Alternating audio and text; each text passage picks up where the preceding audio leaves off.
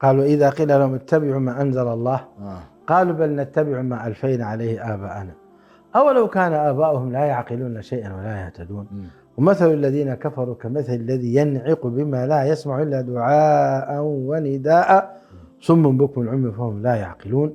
ثم قال يا أيها الذين آمنوا كلوا من طيبات ما رزقناكم واشكروا لله إن كنتم إياه تعبدون. يا الله، كلام مرتبط بعضه ببعض. لاحظ الآن سبحان الله، يعني كان ممكن آيات الطعام تتبع نفس الآيات السابقة، صحيح، لكن كأنما الله سبحانه وتعالى يقول لنا أين التحدي في قضية الانتقال والالتزام بالحلال؟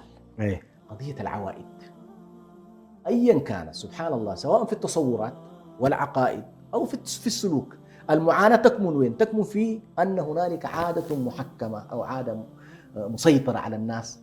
ولذلك ابن القيم كان يرى بأن أول ما يواجه السائر إلى الله في السير إلى الله هي قضية التخلص من العوائد.